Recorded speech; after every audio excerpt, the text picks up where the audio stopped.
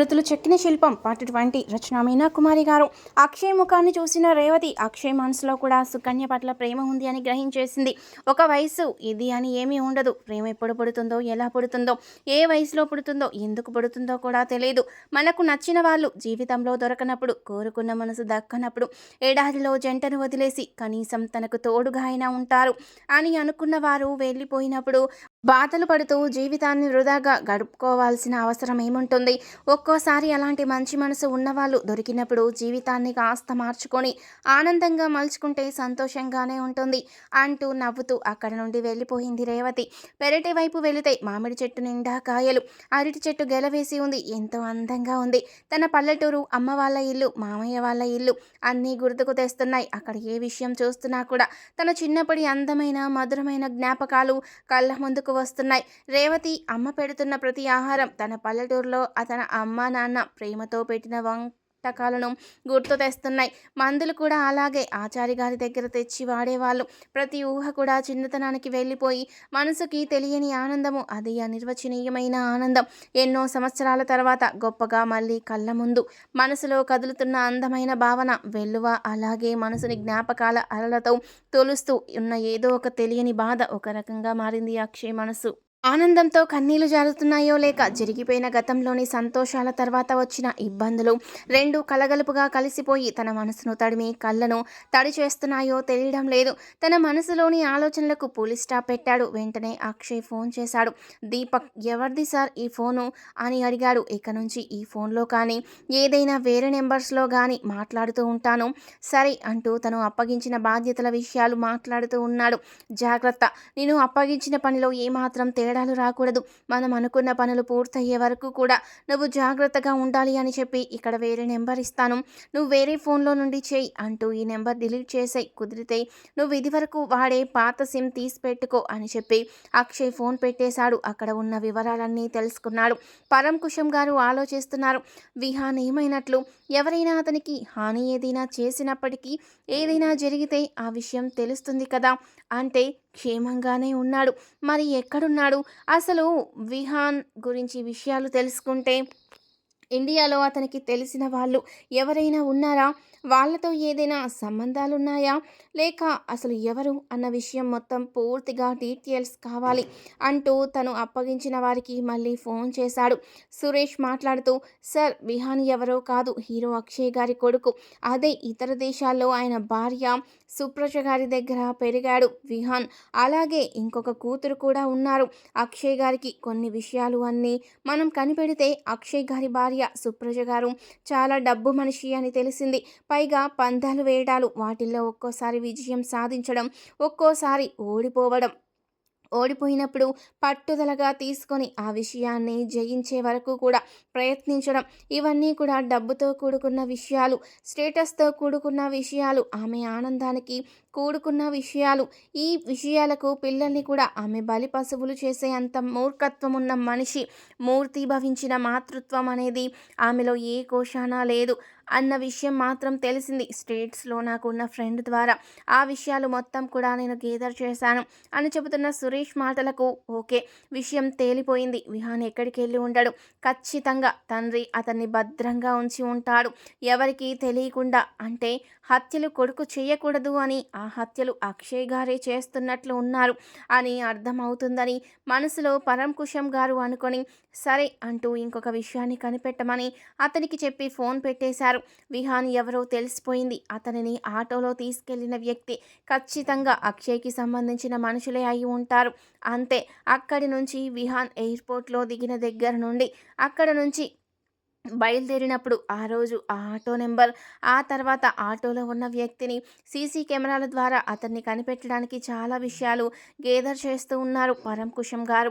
తనకు ఉన్న సపోర్టర్ సహాయంతో ఒకచోట ఆ ఆటో ఆగినట్లు గమనించారు. అది కూడా పెట్రోల్ కోసమని తెలిసింది. అప్పుడు అక్కడ ఉన్న ఆటో డ్రైవర్ని ఫోటోతో సహా అన్ని విషయాలు షేర్ చేశారు. ఒక్క అరగంటలోనే పరంకుశం గారికి అతను ముస్లింలాగా గడ్డం, తలకు ఒక టోపీలాగా కూడా ఉంది. కానీ అతని పోలికలన్నీ కూడా తెలుసుకోమని ల్యాబ్కి పంపించి మొత్తం కూడా డీటెయిల్స్ తీయమని, ఆ వ్యక్తి ఎవరో కాదు, హీరో అక్షయ్ గారు ఒకే కొడుకుని ఓకే. కొడుకుని కాపాడుకోవడం కోసం హీరో అక్షయ్ గారు సినిమాలో వేషం మార్చినట్లుగా సాయిబు వేషం వేసి తన కొడుకుని ఎక్కడో భద్రంగా ఉంచారన్నమాట అని పరంకుశం గారు ఒక రకంగా నవ్వుకున్నారు. కన్నబిడ్డలను తన ఆనందాల కోసం మాతృస్వరూపాన్ని వదిలేసి వారి జీవితాలను నాశనం చేసే తల్లి ఒకరైతే, అదే తండ్రి తన బిడ్డను కాపాడుకోవడం కోసం తన ప్రాణాలకు తెగించి అతను చేయాల్సిన హత్యలు తను చేయాలి అని నిర్ణయించుకున్నారు. ఈ విషయంలో హీరో అక్షయ్ గారు నిజంగా హీరో. ఆ విషయంలో సందేహం లేదు. అక్కడి నుంచి కేసు వేరే మలుపు తిరిగిపోయింది. ఆ విషయంలో ఎవరిని అనుమానించక్కర్లేదు. అక్షయ్ గారు ఆ రోజు నుంచి చేసిన పనులు ఫాలో అయిపోతే విహాన్ ఎక్కడున్నాడో తెలిసిపోతుంది. విహాన్ ఎక్కడున్నాడో తెలిస్తే చాలా విషయాలు మనకు బయటకు వచ్చేస్తాయి అనుకున్న పరంకుశం గారు రెడ్డిని కలవాలని స్టేట్స్ వెళ్లారు. పరంకుశం గారు తోటలో కూర్చొని అప్పటి వరకు రేవతి అమ్మతో అన్నీ మాట్లాడుతూ ఉన్న అక్షయ్, అప్పుడే నీకు మంచి ఇలాచీ చాయ్ తీసుకొస్తాను. చాయ్ అంటే మేము పౌడర్లు వాడము బాబు, ఇక్కడ ఉన్న తాజా తేయాకులతో తయారు చేస్తాం, నీకు ఎంతో నచ్చుతుంది అని చెప్పి మట్టి పాత్రలో టీ పెట్టడానికి వెళ్లారు రేవతి అమ్మ. అక్షయ్ ఆలోచనలు తన భార్య సుప్రజ మీదకు మళ్ళాయి. భార్యగా తనను ఏమాత్రం సుఖపెట్టకపోయినా, తనకు ఎందులోనూ తగిన భార్య కాకపోయినా చక్కటి అందమైన బిడ్డలు కలిగారు. మాతృస్వరూపంలో అయినా తన గుణం మారుతుందేమో అనుకుంటే లేదు. డబ్బు కోసం అంత పిచ్చి పట్టినట్లు బిడ్డలను కూడా డబ్బుల కోసం ఏ పనులైనా చేయించడానికి సిద్ధపడిన సుప్రజ అంటే అసహ్యం కలుగుతుంది. ఆ ఆ రోజు హత్యలు చేయడానికి విహాన్ ఒప్పుకున్నట్లు తెలిసి, అది కూడా తన తల్లి ఒక బెట్టింగ్ విషయంలో ఛాలెంజ్ చేసి ఉన్నందుకు, అంత డబ్బు కోసం ఆ పని ఒప్పుకున్నట్లు అన్నీ తెలుసుకున్నాడు. అంతే, ఆ రోజు జరిగిన విషయాలు గుర్తు తెచ్చుకున్నాడు అక్షయ్. వేరే మేకప్ రూమ్కి వెళ్ళి వెంటనే ఒక సాయిబు వేషం వేయమని ఒక సినిమాలో అటెండ్ కావాలని చెప్పేసి అచ్చంగా సాయిబులాగా రెడీ అయిపోయాడు. తనకు తెలిసిన ఒక ఆటో డ్రైవర్ని తీసుకొని నెంబర్ ప్లేట్లో రకరకాలుగా మార్పులు చేసి ఎయిర్పోర్ట్కి చేరుకున్నాడు.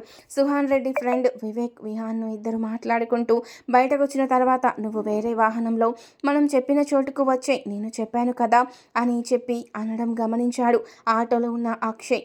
విహాన్ వెంటనే ఆటో ఎక్కి తను వెళ్లాల్సిన అడ్రస్ చెప్పాడు. అలాగే సాబ్ అంటూ హిందీలో మాట్లాడుతూ కొడుకుని చూసుకొని మురిసిపోయాడు ఆటో. అద్దంలో ముమ్మూర్తిలా తనలాగే ఉన్నాడు. ఎంత అందంగా తయారయ్యాడు. వాడిని చూసుకుంటే కళ్ళల్లో చెమ్మ కన్నీళ్లుగా కదిలాయి. కానీ తప్పదు, తన కొడుకుని రక్షించుకునే తీరాలి. తన కొడుకు హత్యలు చేయడానికి వీలు లేదు. వాడికి మంచి భవిష్యత్తు ఉంది. ఇన్నాళ్ళు తను ఏ ప్రేమ కోసమైతే అల్లాడిపోయాడు, అలాంటి ప్రేమ జీవితం తన కొడుకుకి కావాలి అంటే ఇటువంటి లొసుగుల్లో విహాన్ ఇరుక్కోకూడదు అని తలుచుకొని ఒక ప్లేస్కి వెళ్ళినప్పుడు వెంటనే కిందకు దిగి విహాన్కి ఒకలాంటి ఇంజెక్షన్ ఇచ్చాడు. అలాగే వెనక్కి కూర్చుండిపోయాడు. తర్వాత తను తీసుకెళ్లాల్సిన చోటికి తీసుకెళ్లిపోయాడు. దీపక్ చెప్పినట్లు సిటీకి మారుమూల ఒక ఇరుకు బజార్లో ఒక ఇంట్లో దీపక్ చెప్పిన చోట విహాన్ని ఉంచారు. ఆ తర్వాత అతనిని జాగ్రత్తగా చూడమని తన కొడుకని నవ్వుతూ చెబితే, ముమ్మూర్తులా మీలా ఉన్న మీ అబ్బాయిని ఎలా గుర్తుపట్టకుండా ఉంటాను సార్, మీరంటేనే నాకు ఎంతో అభిమానం, మీకోసం ఏదైనా చేస్తాను అంటూ ఉన్న దీపక్ వైపు చూసి, అభిమానివైతే అయ్యావు కానీ నిజంగా మంచి సహాయం చేస్తున్నావు, కానీ నీకు కూడా ఎటువంటి ఆపద రాకుండా నేను ముందే ప్లాన్ చేశాను కాబట్టి ఇబ్బంది లేదు. వీడిని మాత్రం జాగ్రత్తగా చూసుకోవాలి, బయటకు రానివ్వద్దు. నేను చెప్పిన ఇంజెక్షన్ చేస్తే వాడికి ఏమాత్రం ప్రమాదం లేకుండా ఆహారం తీసుకున్న తర్వాత వెంటనే నిద్రలోకి జారిపోతాడు. కొద్ది రోజులు మాత్రమే అతన్ని అలా కాపాడు. అక్షయ్ వైపు చూసి, తప్పకుండా సార్, నా జీవితంలో నాకు చదువు, ఉద్యోగం ఇవన్నీ వచ్చాయంటే కారణం మీరే, నేను ఎప్పటికీ మర్చిపోలేనంటూ నమస్కరించుకున్నాడు దీపక్ ఎప్పటికప్పుడు అక్షయ్కి వేరే ఫోన్ల ద్వారా అవకాశం ఉన్నప్పుడు విహాన్ పరిస్థితి తెలియజేస్తూనే ఉన్నాడు. విహాన్కి డ్రింకింగ్ అలవాటు ఉండడంతో అప్పుడప్పుడు వైన్ కూడా ఇస్తూ ఉన్నాడు, మంచి ఫుడ్ ఇస్తున్నాడు, అతన్ని బాగానే చూసుకుంటూ ఉన్నాడు. ఆ తర్వాత ఇంజెక్షన్ చేస్తున్నాడు. అలా వినకుండా ఇబ్బంది పెట్టినప్పుడు టాబ్లెట్ గురించి కూడా చెప్పడంతో ఆహారంలోనే ఇస్తున్నాడు దీపక్. ఆ బాధ్యతను చెల్లెలు దివిజకు కూడా అప్పగించడంతో ఆ పనులన్నీ ఆమె చూసుకుంటుంది. ఎందుకన్నా ఇలా బాధ పెట్టేది, అసలు బంధించడం ఎందుకు అంటూ అల్లరిగా మాట్లాడుతున్న చెల్లెలి వైపు చూసి, నోర్మోయ్, చెప్పిన పని చేయడం వరకే మన బాధ్యత. మన జీవితాలు నిలబెట్టిన అక్షయ్ బాబు గారి కొడుకు, అతన్ని జాగ్రత్తగా కాపాడుకోవడం కోసమే ఇలా చేస్తున్నారు. నా చదువు, నీ చదువు, అమ్మకు ఆపరేషన్ చేయించింది అక్షయ్ బాబు గారని నీకు తెలీదా? ఎందుకు తెలీదు బాబు? నువ్వు ఒక నువ్వు ఆయన ఒక వీరాభిమానివి అని కూడా తెలుసు. అవును, ఆయన కొడుకు అని ఈయనను చూస్తుంటే తెలుస్తుందిగా. అలాగే ఉన్నాడు అంటూ ఉన్న దివిజ వైపు అలాగే చూశాడు దీపక్. మన తారతమ్యాలు తెలుసుకొని ఆలోచించాలి. కొన్ని ఆలోచనలు కాస్త ఎక్కువగా ఉంటాయి. అలా అని మనకు మించిన ఆలోచనలు చేయకూడదు. జాగ్రత్త. మనకు అప్పగించిన బాధ్యత వరకే మనం నిర్వర్తించాలి. సమయానికి ఫుడ్ పెట్టడం, అక్షయ్ బాబు గారు చెప్పిన పనులు చేయడం వరకే మన బాధ్యత. నేను చెప్పింది నీకు అయిందా అంటూ చెల్లెలను తెలియకుండానే ఒక రకంగా మందలించాడు. దివిజ విహాన్ వైపు కాస్త ఇంట్రెస్టింగ్గా చూడడం గమనించిన దీపక్ తప్పదు అనుకొని ఆ విషయం చెప్పాడు. సరే అన్నయ్య, అదేం లేదు, మామూలుగానే అలాంటి ఆలోచనలు ఏం పెట్టుకోకు, మనకంత సీన్ లేదు అంటూ నవ్వింది దివిజ. దివిజ రూపం అందమైనది, గుణము అందమైనది, చదువు కూడా గొప్పదే. అంత మాత్రాన అలాంటి వాళ్ళను మనం కోరుకోవాలి అని అనుకోకూడదు కదా. అందుకే ఇలా హెచ్చరించినందుకు నన్ను క్షమించమ్మా అని మనసులోనే అనుకున్న దీపక్ చెల్లెళ్ళు తీసుకుని బయటకు నడిచాడు. అక్కడ జరిగే విషయాలన్నీ కూడా అక్షయ్కి ఎప్పటికప్పుడు అందజేసేవాడు. ఆ తర్వాత 2 హత్యలు జరిగిపోయాయి. వాళ్ళని పట్టుకోవడంలో ఎంతో ఇబ్బంది పడేవాడు అక్షయ్. తనకు వీరాభిమానులు తనకు హెల్ప్ చేశారు. ఆ విషయంలో పెదవి దాటి తన గురించి ఒక విషయం కూడా బయటకు రానివ్వకుండా జాగ్రత్త చేశారు. ఆ వీరాభిమానులకు ఒకప్పుడు డబ్బు, కొన్ని అవసరాలు కావాల్సిన పరిస్థితుల్లో హెల్ప్ చేసినందుకు వాళ్ళు ఎంతో ప్రేమగా ఆసరాగా ఉన్నారు. లేకపోతే వాళ్ళని పథకం పన్ని ఒక పక్కకు తీసుకురావడం అనేది చాలా కష్టం. జడ్జి గారు అబ్బాయిని తామనుకున్న ప్లేస్కు తీసుకురావడానికి ఎంత ప్రయాసపడవలసి వచ్చిందో. వారి హెల్ప్ లేకపోతే తనేమీ చేయలేకపోయేవాడు. కుర్రాళ్ళు తెలివిగా, టెక్నిక్ చాలా మంచిగా ఆలోచిస్తూ హెల్ప్ చేశారు. అలాగే రెండో వాడి విషయంలో కూడా ఇబ్బంది పడవలసి వచ్చింది. తనకు కాలి గాయం కూడా అయింది. కానీ ఇద్దరు జీవితాలు అనుకున్నట్లుగానే హతమయ్యాయి. అన్యం పుణ్యం తెలియని అమాయకురాల్ని పొట్టన పెట్టుకున్నందుకు సరైన శిక్ష విధిస్తూ నీళ్ళల్లో ఊపిరాడకుండా చేసి కాసేపు కరెంటు పెట్టి రకరకాలుగా హింసించి వారిద్దరిని చంపడం జరిగింది అని మనసులోనే అనుకున్న అక్షయ్కి మూడో వాడిని వెంటనే పట్టుకొని తీరాలి. దుర్మార్గులను వదలకూడదు. స్వార్థంతో వారి పైశాచిక ఆనందం కోసం అమాయకంగా అందరి మంచి కోరుకునే ఓ బంగారు తల్లిని పొట్టన పెట్టుకున్న వాడిని కూడా ఉండనివ్వకూడదు. ఈ భూమి మీద బతకడానికి అర్హతను పోగొట్టుకున్నాడు వాడు. అలా ఆలోచిస్తున్న అక్షయ్ కళ్ళల్లో నిప్పులు కురిశాయి. అనవసరమైన ఆలోచనలతో ఎలా అంటే అలా బ్రతుకుతున్న వాళ్ళు ఆనందంగానే ఉంటున్నారు. విచక్షణ జ్ఞానం మరిచి నాగరికత మోజులో ఎవరితో తిరుగుతున్నారో, ఎవరేం చేస్తున్నారో, వారి ఆనందాల కోసం ఎటువంటి దుర్మార్గాలు చేస్తున్నారు, ఆడ మగ తేడా లేకుండా విచ్చలవిడి జీవితాలు ఎన్ని రకాలుగా ఉంటున్నారు. అటువంటి వారికి ఏ శిక్షలు పడడం లేదు. వారి తప్పులను ఎత్తి చూపేవారు లేరు, వారిని శిక్షించేవారు లేరు. కనీసం వారు కన్న తల్లిదండ్రుల మాటలు వినేవాళ్ళు కాదు. వారిని పెంచే కొంతమంది కన్న తల్లిదండ్రులు అంతకన్నా బరి తెగించిన వారైపోయారు. కానీ సమాజంలో మంచి వాళ్లకు నిలువ నీడ లేకుండా అయిపోతే ఎలా? దుష్ట శిక్షణ, రక్ష శిక్షణ అని భగవంతుడు చెప్పిన మార్గం గొప్పది. కానీ ఎలా? భగవంతుడు వచ్చేదాకా ఈ దారుణాలు ఎక్కడాగుతాయి? అప్పుడే ఆ రోజే నన్ను పరిచయం చేసుకున్న బంగారు తల్లి, పెరిగిన నా కూతురు అలా ఉంటుందేమో అనిపించింది. మౌనికారెడ్డి కళ్ళల్లో మెదలడమే. కళ్ళల్లో నీళ్లు చిందాయి అక్షయ్కి. మనిషి జీవితం ఎంత విలువైందో అంత విలువను పోగొట్టుకుని బతుకుతున్నారు. విచక్షణ జ్ఞానం లేకుండా, విలువ లేకుండా చంపేస్తున్నారు. విలువలు ఎక్కడుంటున్నాయి అసలు? విలువలు తీసుకున్న ఆడవాళ్ళు నడి బజార్లో ఉన్న బోర్డుల మీద అందరూ చూసి ఊహల్లో క్రీడించే బొమ్మలుగా ఉంటూ ఉన్న జనాన్ని రెచ్చగొడుతూ డబ్బులు సంపాదిస్తూ వారు బాగానే ఉంటున్నారు కొందరు. కానీ ఏ పాపమో ఎరుగని ఒక ప్రేమమై అలా జీవితాన్ని కోల్పోవడం ఎంత బాధాకరం. సుహాన్ రెడ్డి ఎంత బాధపడ్డాడు ఆ రోజు. సుహాన్ రెడ్డి ఫోన్లో మాట్లాడిన విషయాలు వింటుంటే తనకు దుఃఖం ఆగలేదు. చెప్పాలంటే తను తన మరదల్ని పోగొట్టుకొని తన గుండెల్లో ఆమె రూపాన్ని ఎలా దాచుకున్నాడో అదేవిధంగా ఈనాడు సుహాన్ రెడ్డి కూడా బంగారం లాంటి దేవత రూపాన్ని, తన ప్రియమైన ప్రేయసిని పోగొట్టుకొని అల్లాడుతూ తను కూడా అలాగే ఒక విగ్రహాన్ని పెట్టుకొని ఆ విగ్రహంతోనే కాలక్షేపం చేస్తున్నాడు అని తెలిసినప్పుడు అది తన గతంగా అనిపించింది. వీడియో చూసే ముందు ప్లీజ్ అండి, ఈ వీడియోకి తప్పకుండా ఒక లైక్ చేయండి ప్లీజ్. ఆనాడు ప్రకృతి వికటించి తన జీవితం ఆ విధంగా అయింది. కానీ ఈనాడు మృగంలా మారిన మనుషుల వల్ల ఒక ఆడపిల్లని అలా హింసించి ఆమె మెడకు ముందే గాయం చేసి రక్తం కారుతూ బాధతో విలవిలలాడుతుంటే నీళ్ళ తొట్టిలో ముంచి నడుము వరకు అమాయకమైన ఆ అమ్మాయి గిలగిలా కొట్టుకుంటుంటే ఆ సమయంలో ఆమె మానాన్ని దోచుకున్న ఆ దుర్మార్గులను ఎందుకు బతకనివ్వాలి? అటువంటి వారిని శిక్షించకుండా వదిలేస్తే ఈ సమాజంలో ఇటువంటి పిశాచులకు భయం అనేది ఎలా ఉంటుందో అసలు. చట్టం, న్యాయం ఏం చెబుతుంది? ఇటువంటి గొప్ప గొప్ప వారి బిడ్డలకు న్యాయమే చేస్తుంది. వారి స్థానంలో మరొక గొర్రెల లాంటి వారిని బంధించి బలి తీసుకుంటుంది. అటువంటి ప్రయత్నాలు కూడా చేశారు. సమాజంలో గొప్ప స్థానాలలో ఉన్నవారు తమ కొడుకుల కోసం అటువంటి నిర్ణయాలు తీసుకోవడం ఎంత భయంకరమైన విషయం. తండ్రులు సంపాదించిన ఆస్తులతో ఒళ్ళు కొవ్వెక్కి తిన్నది అరక్క, పని పాట లేక, చదువులో నేర్చుకునే విజ్ఞానం లేక, సమాజంలో కుళ్ళిపోయిన విషయాలలోని ఉత్సాహాలను నేర్చుకొని దారుణంగా పైశాచిక మనస్తత్వంతో తోటి ప్రాణి కూడా మనలాంటిదే అన్న భావాలు మరిచిపోయి జంతువుల కన్నా కూడా దారుణంగా బరి తెగించి చంపేయడం ఎంత పాపం. జంతువు చంపితే ఆహారం కోసమే చంపుతుంది, కానీ దుర్మార్గంగా అన్యాయంగా ప్రాణం తీసే హక్కు ఎవరిచ్చారు వీరికి అని ఆలోచిస్తూ అక్కడ ఉన్న రాతి మీద చెయ్యిని బలంగా కొట్టాడు అక్షయ్ ఆవేశంతో. అంతలోనే రేవతి అమ్మ టీ తీసుకొచ్చి అక్కడ పెట్టి, బాబు ఏంటిది అంటూ చేతిని చూసి గాయపడిన చేతికి అక్కడ ఉన్న ఏవో ఆకులు కొన్ని పసరు తీసి రాసి పైన అదే ఆకులు వెంటనే అంటించేసింది. ఏమిటి బాబు ఇదంతా, ఎందుకు ఆవేశపడుతున్నారు, ఆ కళ్ళెందుకు అంత ఎర్రగా అయిపోయాయి, ఇప్పుడే కదా ఆహ్లాదకరమైన మనసుతో ఉన్నారు, ఇంతలోనే ఆ విధంగా ఎలా అయ్యారు అంటూ బాధగా బాధపడింది రేవతి.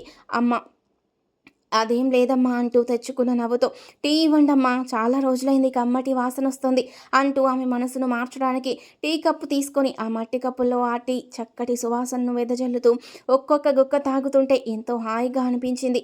కానీ మనసు గుండె రగిలిపోతూ ఉంది. వాడిని వదలకూడదు, వాడి కోసం ఒకడిని పంపడం జరిగింది స్టేట్స్కి. వాడు ఎక్కడున్నాడో ఎలా ఉన్నాడు, వాడిని అప్పగించి ఇండియా పంపించే విధానాలు సుహాన్ రెడ్డి తీసుకోవాలి ఆ బాధ్యతలు అని ముందే ఆ వ్యక్తి ద్వారా సుహాన్ రెడ్డికి తెలియపరచడం జరిగింది. సుహాన్ రెడ్డి బతికున్న శవంలాగా తిరుగుతున్నాడు. తనంటే ప్రకృతి మాత చేసిన దారుణానికి తట్టుకొని అలాగే బతకాలి కదా అని ఏదో పెళ్లి చేసుకుని బిడ్డలను కని ఎవరితో సుఖం లేకుండా ఒక మర మనిషిలాగా బతుకుతున్నాడు. తన మనసుకు ఏదైనా ఒక ఊరట ఉంది అంటే అది సుకన్య మాత్రమే. సుకన్య లేనప్పుడు తన మరదలు సుమలత శిల్పంతోనే తన మనసులో మాటలన్నీ చెప్పుకుంటాడు. ఎందుకంత లిమిట్లో ఉండేదో, కనీసం ముద్దు పెట్టినా కూడా తప్పుగా భావించేది. మరదలైనా కూడా సుమలత పెళ్ళి కాకుండా ఏ తప్పు చేయకూడదు బావా అని చెప్పేది. అదే నీతి, అదే న్యాయం తన నగరాలలో జీవించుకుపోయింది ఈనాడు. అందుకే అనవసరమైన అందమైన ఆడవాళ్ళు డబ్బు కోసం వారికి పాత్రలు కావాలని, హీరోలను వారి మనసులను సంతోషపెట్టాలని కొందరు చేసే విషయాలకు తను అవకాశం ఇవ్వలేదు. తను దూరంగానే ఉండేవాడు. ఒక అమ్మాయి బాగా డ్రింక్ చేసి వచ్చి తన రూమ్లోకి ఆ రోజు తన మీద పడుతుంటే తను ఏమాత్రం స్పందించలేదు. నువ్వు అసలు మగవాడివేనా అంటూ చాలా నీచంగా తిట్టింది. అందుకే నీ పెళ్ళాం వదిలేసింది నిన్ను అంది. నేను మగవాడిని, నా కొడుకుని చూస్తే తెలుస్తుంది, ముమ్మూర్తులా నాలాగే ఉన్నాడు, వాడిని అలా ఎందుకు తయారు చేసింది సుప్రజ, వాడిని బలి పశువు చేస్తుంది సుప్రజ అని టీ తాగుతుంటే ఆయన కళ్ళల్లో నీళ్లు ఆ టీలో పడుతూ ఉన్నాయి. గమనించిన రేవతి అక్కడ నుంచి వెళ్ళిపోయింది. సుకన్యకు ఫోన్ చేసి ఎందుకనో విపరీతంగా బాధపడుతున్నారు. అతను కాసేపు ఆనందంగా ఉన్నప్పటికీ మరి కాసేపట్లోనే అతని మనసు ఎందుకో మారిపోతుంది. అర్థం కావడం లేదు సుకన్య అని చెబుతున్న రేవతి మాటలకు. ఏం లేదత్తమ్మా, నేను మాట్లాడతాను అని చెప్పింది సుకన్య. తర్వాత ఏం జరిగింది నెక్స్ట్ పార్ట్లో తెలుసుకుందాం. వీడియో నచ్చితే లైక్ చేసి తప్పకుండా సబ్స్క్రైబ్ చేసుకోండి. Thank you for watching.